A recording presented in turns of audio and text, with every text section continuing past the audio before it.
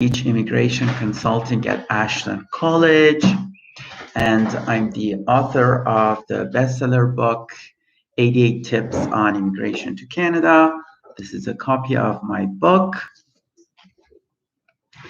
And of course, you can purchase your copy by visiting 88tips.ca or visiting any Amazon websites. Usually I go online every Sunday at 10 a.m. Eastern time, which is Toronto time. My business is in downtown Toronto, and I'm reporting from downtown Toronto to you. For those of you who are not familiar with Canada, Toronto is the largest city of Canada, the fourth largest city in North America, after New York, Los Angeles, and Mexico City. And it's also the capital of the province of Ontario in Canada.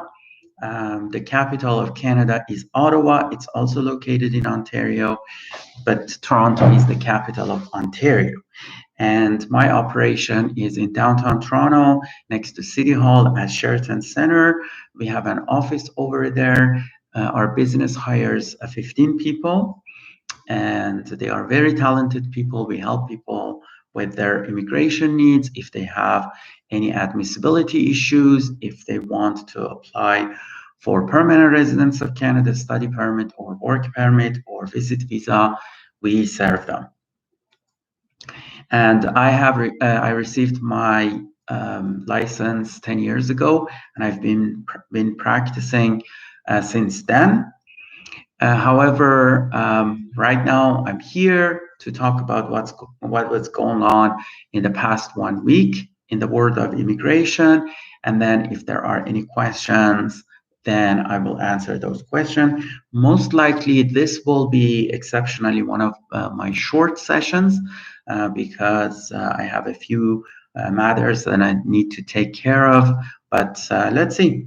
So there was not much going on in the past week in the world of immigration to Canada. Pretty much everything was so quiet. Nothing, no major announcements. Some of the provinces invited a few immigrants to apply to their province, but nothing major and significant to consider. We don't have any announcements by Quebec in terms of their investment program, what they are going to do about it. Nothing major is going on at the ports of entry because they are pretty much close to everybody and very expensive to travel to Canada nowadays. No major announcement in terms of when the borders will open or if there will be any changes to the border activities, or even in terms of express entry application, family sponsorship, etc. I see personally, so this is my personal experience, I see personally that the government has become more active in processing some of the applications. For example, work permit applications. We receive a lot of work permits recently for our clients, and these are the applications that were stuck in the system for the past few months. But now we see that the processing time is shrinking, which is a good thing, but it doesn't necessarily mean that you will see quick processing of your applications. In terms of spousal sponsorship applications, we see some movements. Many of my sponsorship cases, they have been moving forward in the past few months. This is not the case for everybody, but at least for me, that's good news. Even with inland application, I submitted an application about 5 weeks ago, and my clients received, actually less than 5 weeks, probably 3 or 4 weeks ago, and my clients received their file number, which has been rare in the past few months. For outside Canada cases, still the cases go to Central Intake Office in Sydney, Nova Scotia. So it takes the government a long time to issue the file numbers. But even with Sydney, Nova Scotia, I've had some communication about some of my sponsorship cases, which is a good sign that at least for the spousal and children sponsorship cases, they are trying to move forward and process them. There are some concerning news coming from Alberta. It looks like that there will be some more restrictions on people because of COVID-19, and that could negatively affect the behavior of CPC Edmonton or the Case Processing Center in Edmonton. I have some applications stuck in CPC Edmonton for the past few months and no communications about them despite our follow-ups. So this recent news that they probably will even impose more restrictions on businesses in Alberta, which I'm not quite sure if it's quite true and to what extent that will affect the immigration. But if it's true, it will even more affect the behavior of CPC in Edmonton. But with other offices like Backlog in Vancouver, Backlog office in Vancouver, and HNC applications, we see that they are being processed with the regular times.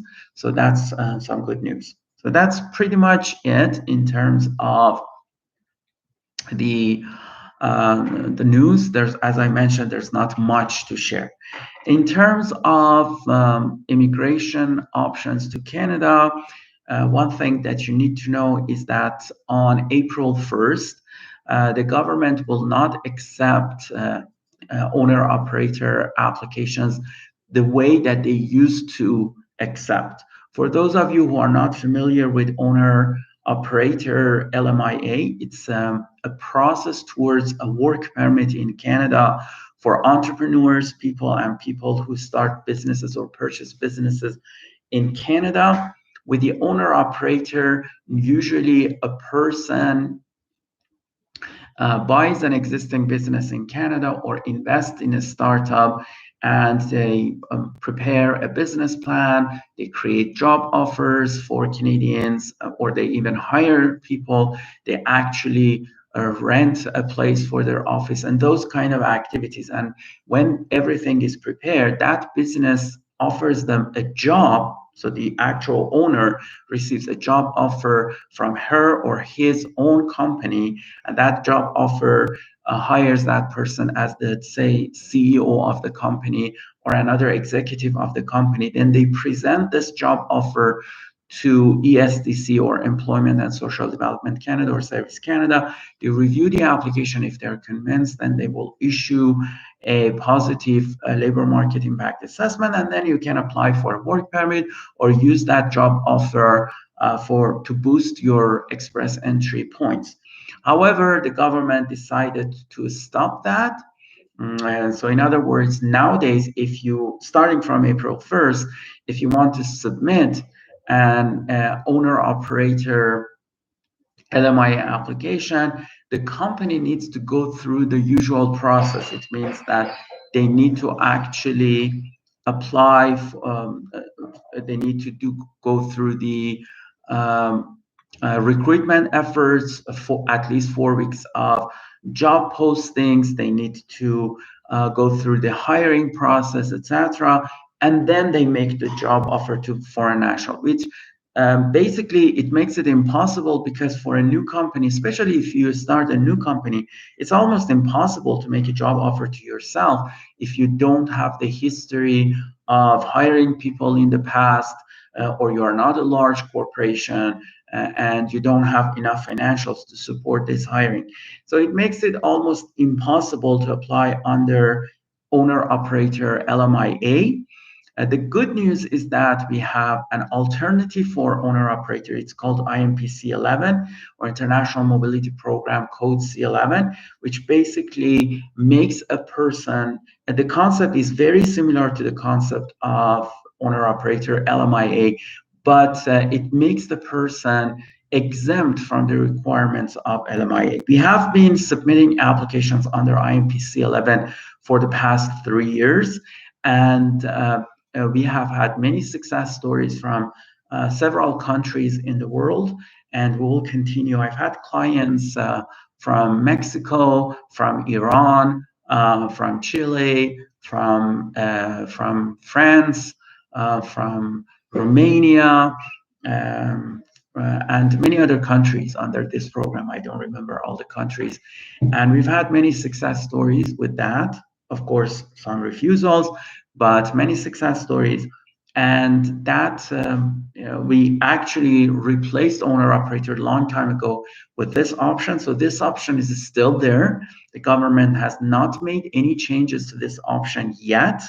The difference between Imp C11 and owner operator LMIA is that when you submit the application for owner operator LMIA, you can pretty much immediately apply for express entry and use that job offer in support of your express entry application. However, with Imp C11, this is not an option. You must come to Canada. You need to work for your company for at least 1 year. And then by the end of the year, your company can make you a job offer. However, that job offer is still exempt from the requirements of LMIA and can offer you points towards your express entry. So that means that with some minor differences, the Imp C11 could be an option for some people to apply. However, you need a group that they are seasoned and quite experienced in that field.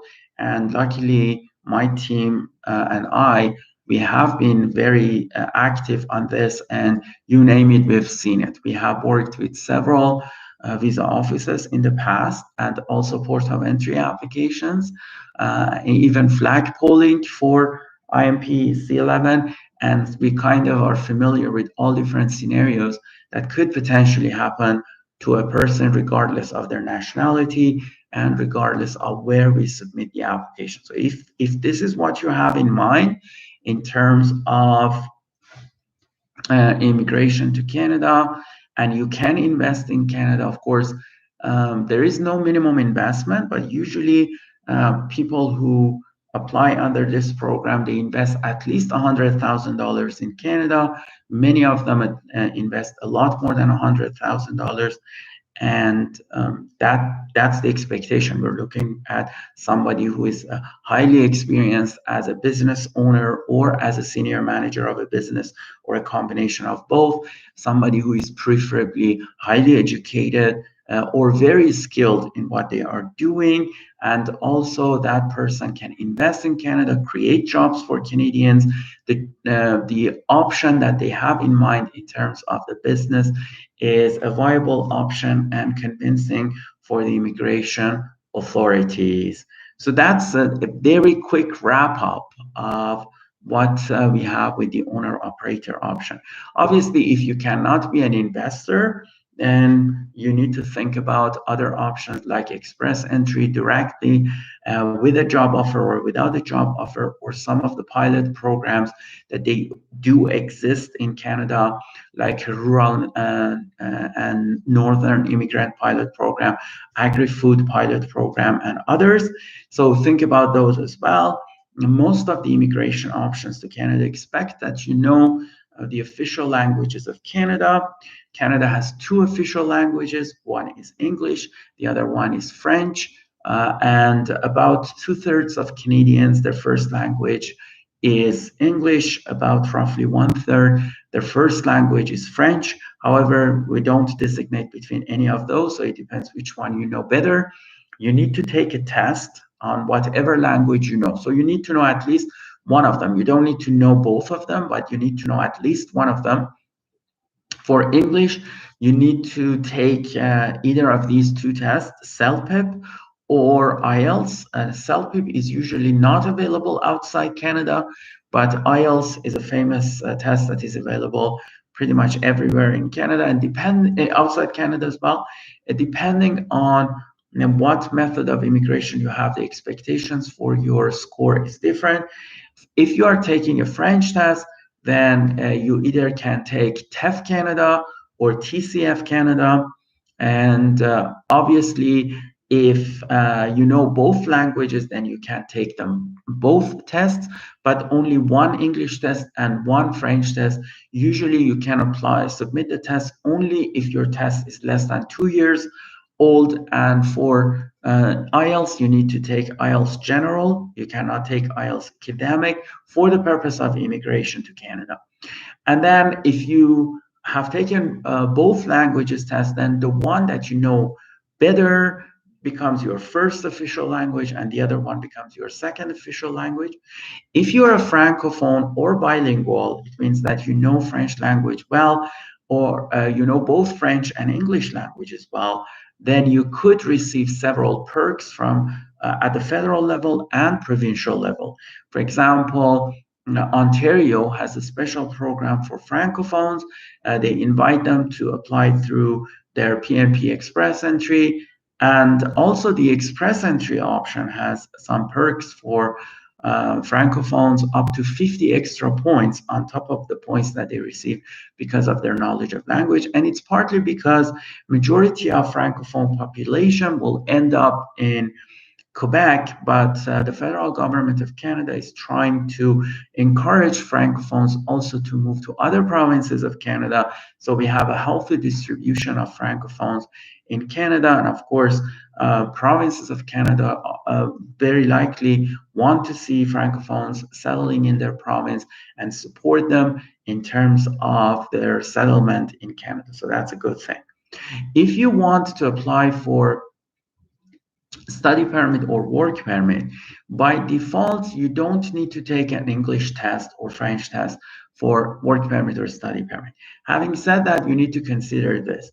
For a study permit, if you're applying under the SDS, it means you are one of those 7 nationalities that you can apply under study direct stream system. For example, if you are a resident of China, or you are a resident of India or Senegal or Kenya, in those situations, you definitely need to take an IELTS test. And that IELTS test is IELTS academic, and you need to show that you are CLB7. It means that your IELTS test result under every skill is at least 6. So that's the only time that for study permits, you have to show the IELTS test result.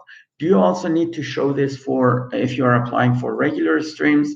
It's not mandatory, but obviously the expectation of the university or college and the expectation of the immigration authorities is that you know English or French when you are taking courses here in Canada.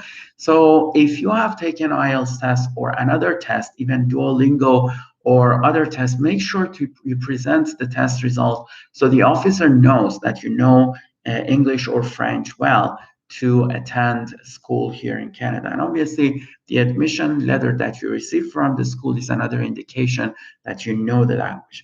In terms of work permit, the expectation of, hello, Mohammed, I will answer your question after I'm done with this, so hold on.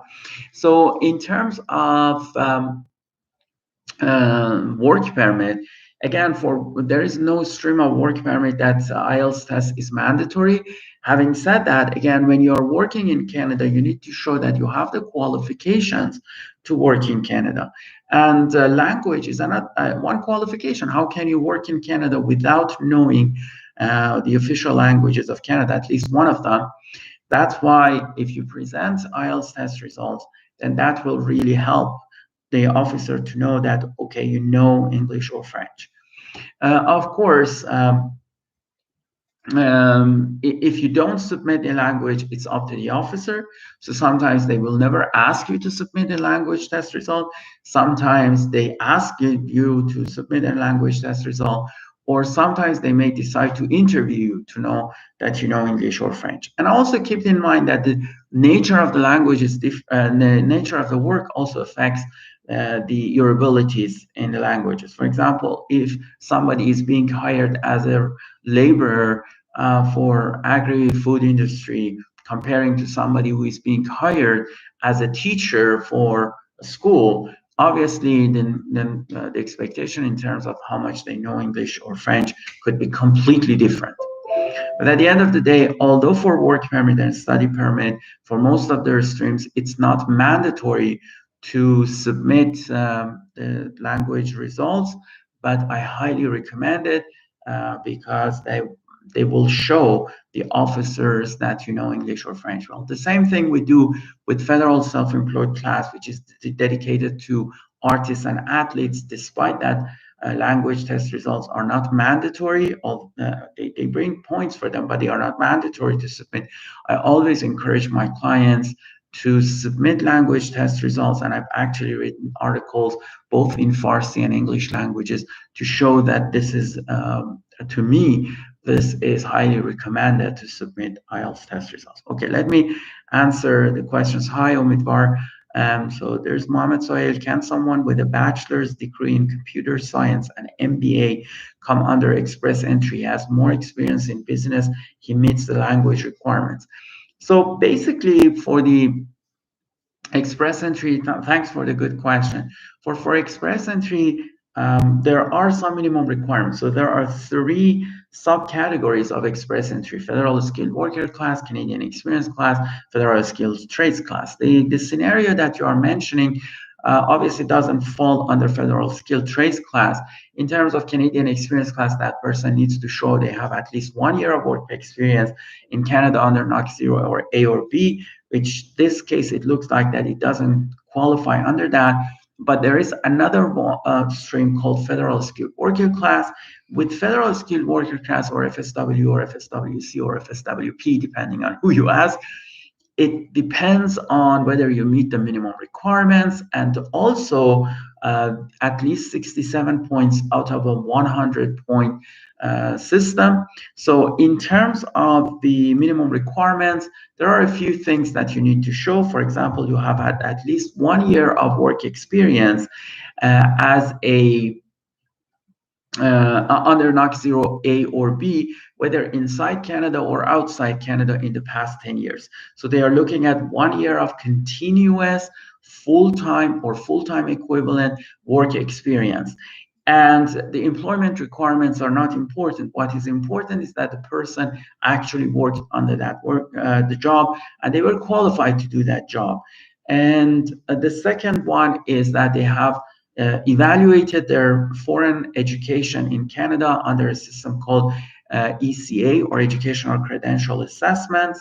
And also they have to take an English or French test, official language test, and their language needs to be CLB7 or more under any skill. So these are the minimum requirements. If somebody doesn't meet those requirements, they cannot even enter the pool of experience. The other thing is a point system based on your age, your language abilities, your highest level of education, your work experience, whether you have a job offer or not, your adaptability to Canada, those issues that give you some points. If you receive at least 67 points out of 100 points, then you may enter the pool of express entry under federal skilled worker class. However, when you enter the pool of express entry, now there is a CR score system which has a maximum of 1,200 points. If you compete with other people, if your points are enough, they will invite you to apply. So that is very brief explanation of that. I have actually a video on YouTube about a federal skilled worker class. Just give me a second and I can show it to you.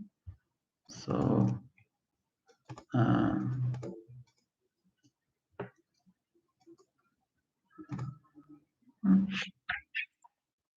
just looking for this federal class. Okay.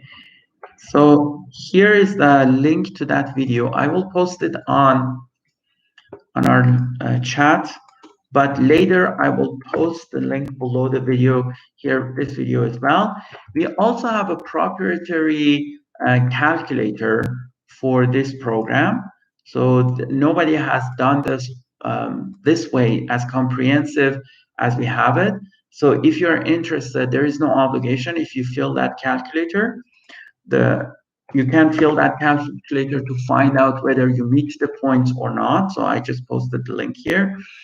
And if you're interested in hiring us, by then you can fill out your information and submit it. But if you don't do that, then we will never even find out that somebody came and filled that calculator. So you can fill out that calculator. it's an unofficial calculator, but I don't think anybody has, even the government of Canada has posted such a calculator on their website. There are some FSW calculator out there, but none of them are as comprehensive as ours.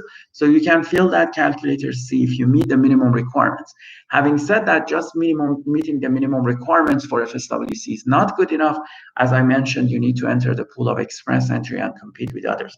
But if you don't meet the minimum requirements, unfortunately, and you don't meet the points, you cannot even enter the pool of express entry. And this calculator will give you a hint as if you even meet the minimum requirements to enter the pool of express entry. So the next question is from Mr. Will. How much money to invest to consider as Kuzma investor or trader in Canada? Can you elaborate more on Kuzma Professional if a company in Canada ready to give me a one-year job offer? So Mr. Will, I cannot offer immigration advice here. I need to see the exact situation in regards to your case. So you can either book a consultation session with me or do it yourself.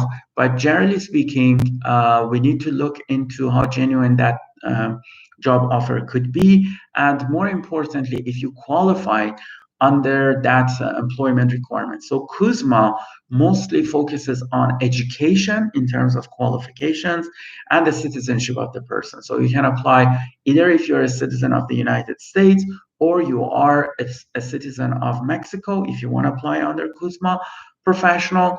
If there is a job offer from a Canadian company that meets the requirements of to offering a job offer, and also if your education level meets the requirements, but there are some qualitative approaches to that as well in terms of your abilities. And when it comes to there is no investment requirements for the professional, but if you want to invest and move to Canada, then there is no basic minimum for it, but it needs to be reasonable to convince them that you are actually are going to do business in Canada.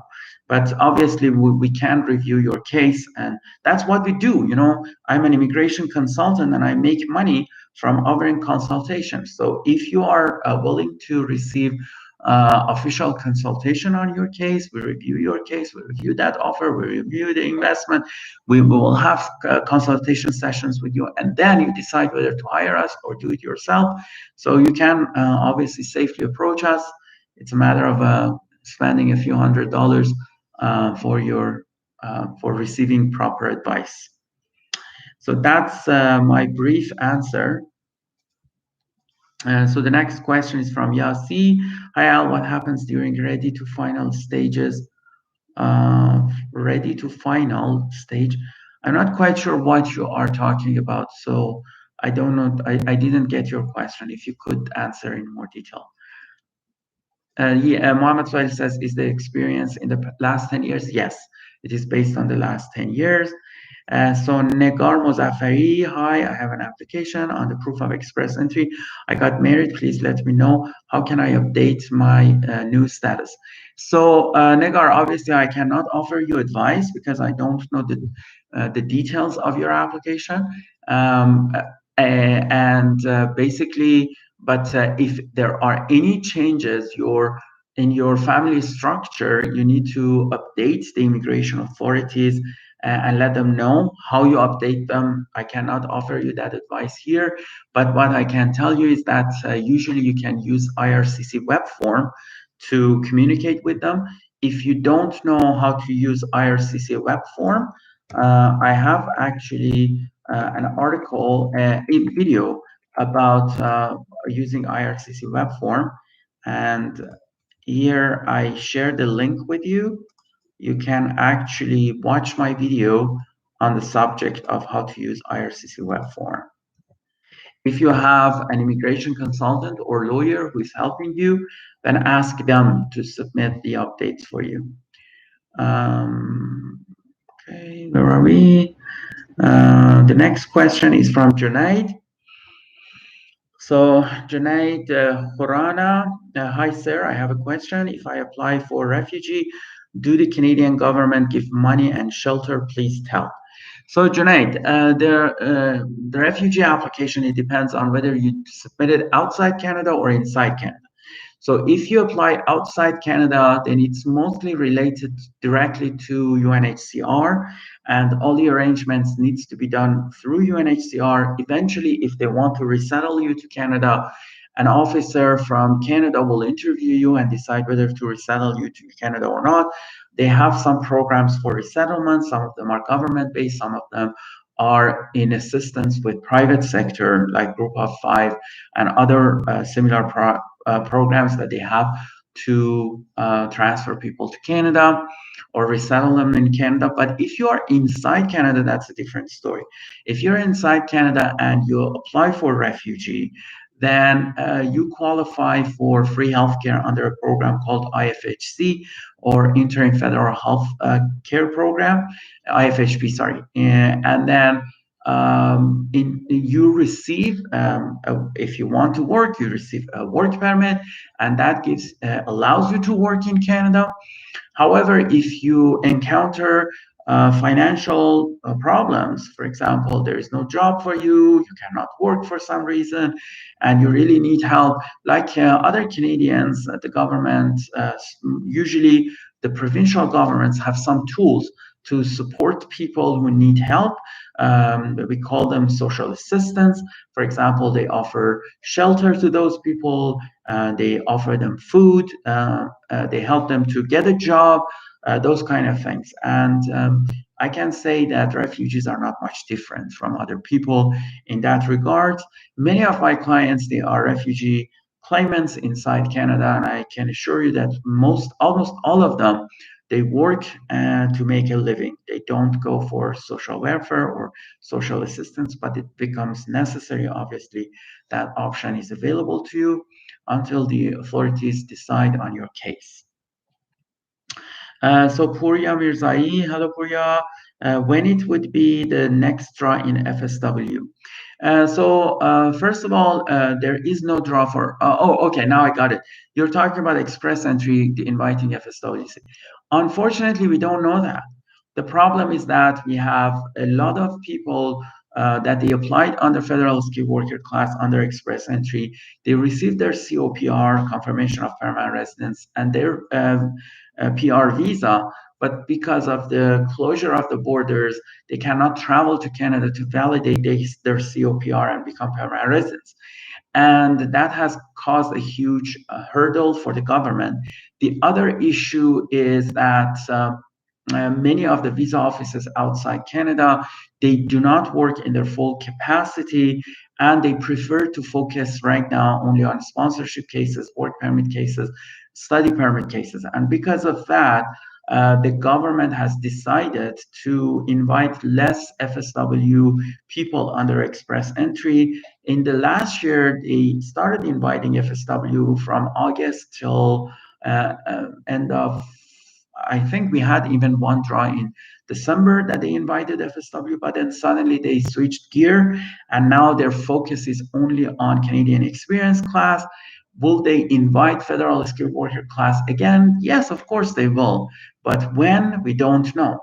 We don't know yet. As you know, in February, they invited 27,000 Canadian experience class. Recently, they invited 5,000 Canadian experience class. But will they invite federal skilled worker in the near future? My suspicion, maybe I'm mistaken, my suspicion is that they won't do it unless at least significant number of Canadians are vaccinated and there is hope that the borders will reopen again. The only reason that may in the near future they invite federal skilled worker class is just to manage the CRS points, because if they continue not inviting them, suddenly the CRS points may jump even higher than 500. Like the situations that we have back in 2015, that at one draw we had a minimum CRS score to be 700 and something, which was crazy. So hopefully that will not happen. And because of that, there is a reason for the government to invite at least a limited number of FSWC in the near future. Otherwise, if they are not that much worried about CRS score, they probably wait for some glimpse of hope in terms of when the borders will open again to foreign nationals. So let's see. But I hope they do it sooner, because I have some clients under FSWC that they are in the pool of express entry.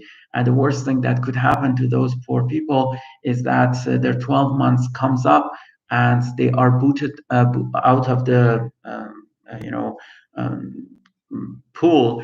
And actually, one of my clients, she has more than 500 points, 570 points, but still she's stuck and she cannot apply because they haven't invited FSW. So let's keep our fingers crossed. So Marcio says, Parsai, can you talk about arranged employment? So I have an article about arranged employments in Canada. You can read that article. It's called Job Offer Express Entry. And actually, I think if you look up job offer express entry, I think my article appears on the first page of Google.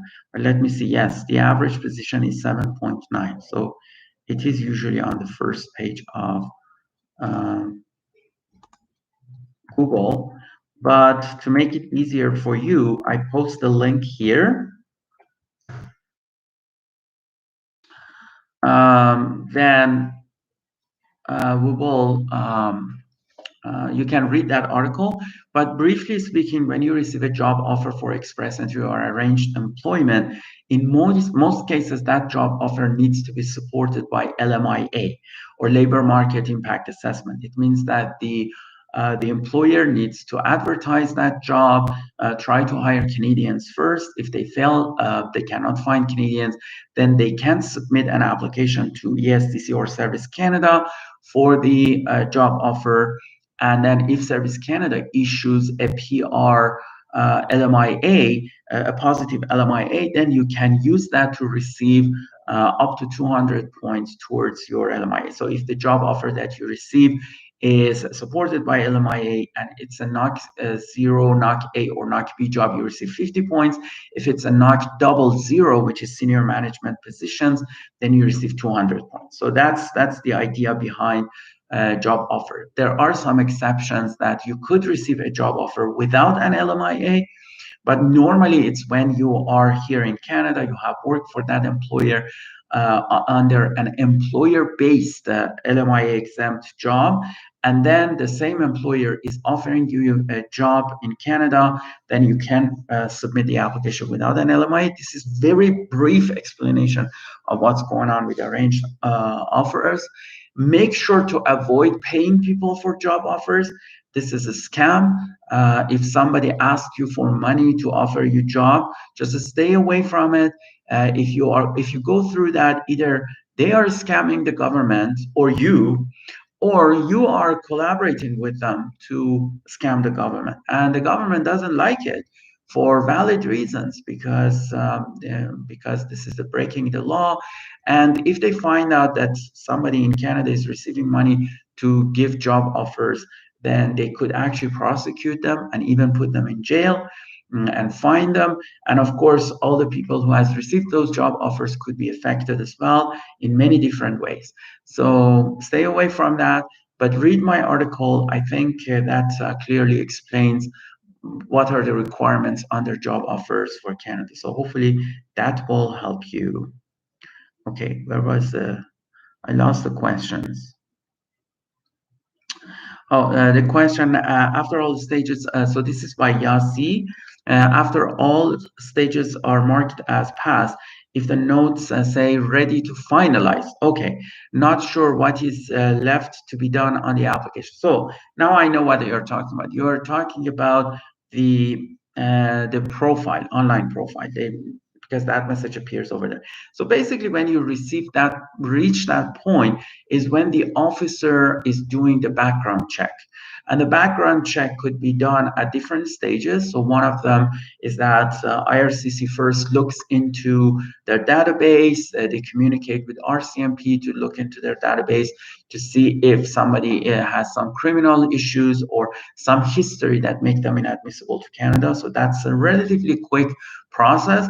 But on top of that, they also get in touch with CSIS, which is Canadian Spy Agency, to see if there are any security issues with that person moving to Canada. And that process could take a few days to several months.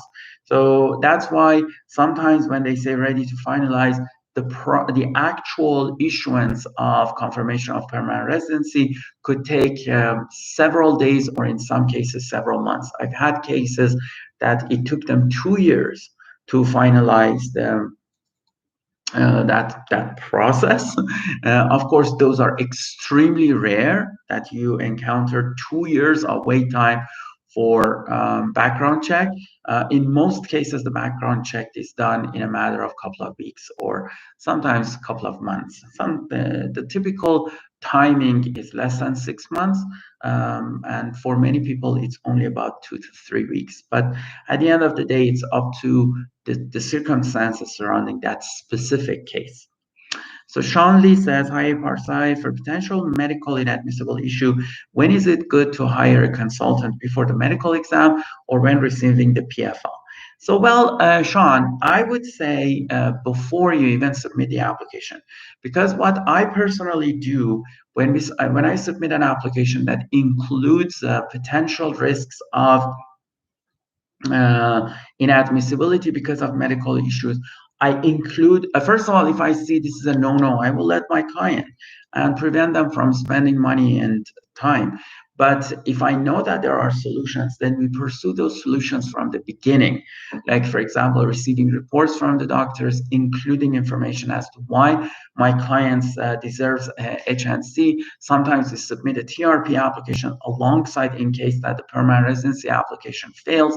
And it depends on, of course, because medical inadmissibility is a very complex subject, whether it's under the inadmissibilities because of 39A or B or C. These are completely different approaches in terms of how we based on the paragraph of the law, how we approach the immigration authorities and submit. Having said that, if somebody approaches me at the time that they have received PFL, still there is hope. If I wanted to take over the case at that time, there is still hope. There are some steps that we can take to mitigate the situation or even resolve the situation. And that's what we do at that point if somebody approaches us. So the hopes are not gone when you receive PFL. It's just that now you are in defensive mode instead of offensive mode, if you will. Because if upfront you prepare your application in such a way that shows your potential medical inadmissibility issues, then you can address many of the issues upfront without any problem. So the next question, Yassi, are there any cons for requesting GCMS notes? No, generally speaking, no.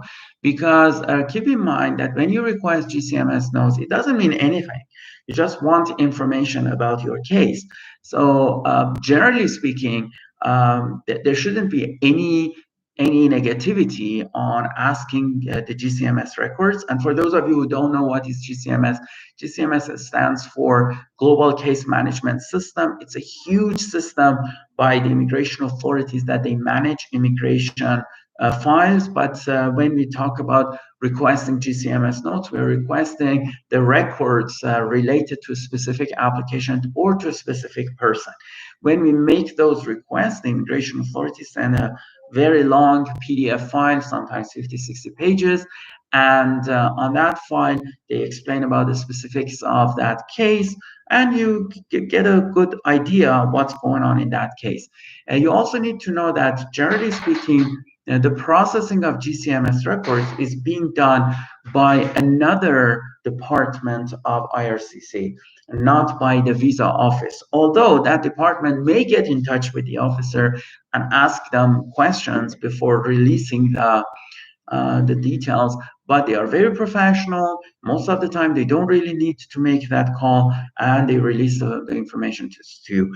If an officer tries to retaliate on a case or make assumptions on a case because you ordered GCMS records, then I would say this is a huge breach of procedural fairness, and you can easily go for judicial review and file that. And I also can tell you on my experience, I've been practicing for the past 10 years. I constantly order GCMS records. I actually submit ATIP requests multiple times in a typical week. So it's not just GCMS records for clients, other issues. And I have never ever seen any negativity for any of my clients because we order the GCMS records. So is there any particular technical language that should be when it could my job? So Mr. Well, as I mentioned, we are entering the realm of consultation. I will happily look, my job, my income is from offering consultation. Imagine if I offer free service to people, then how my business will run. It is impossible. So I'm not here to destroy my business. So when it approaches to this situation, I will happily answer generic questions, but when it approaches to the point that we believe that there is a chance that you want to pursue something, my recommendation to you is just book an appointment with me, get in touch with us, fill out our assessment form, whatever you want to do, and it's worth it for you to spend a few $100s or a few dollars for consultation and get the answers to your questions. And it could save you thousands of dollars upfront if you know what's going on.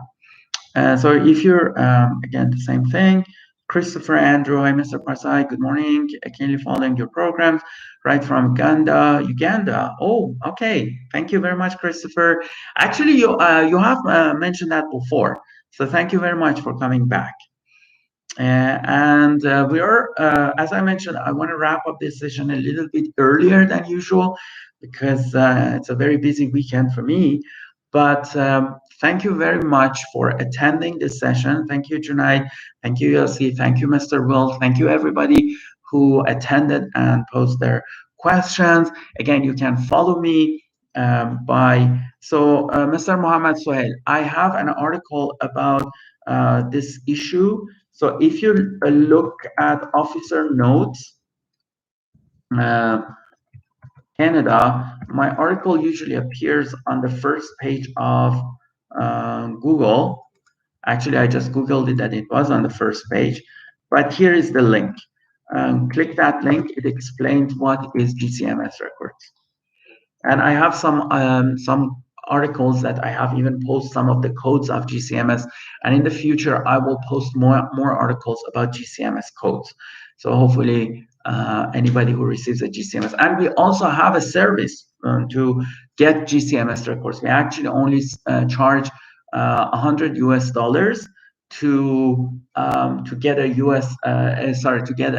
your GCMS records and explain it to you. That's how cheap it is. To travel to Canada by air as asylum seeker.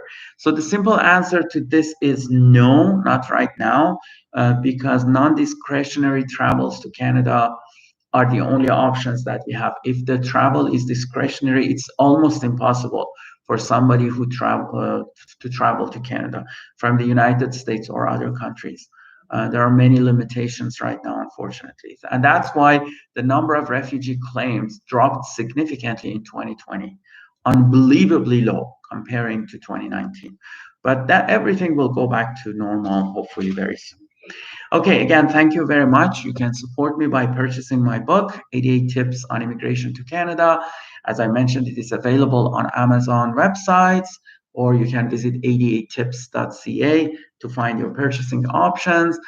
Please follow us on Instagram, here on YouTube, on TikTok, and support us by sharing our videos or hiring me as your immigration consultant. I have to wrap this up about 10 minutes, 12 minutes sooner than usual, but I will come back on next Sunday. And again, remember, we publish videos every Monday, Wednesday, and Friday. So make sure to watch my recorded videos as well. Thank you very much and see you soon. Bye now.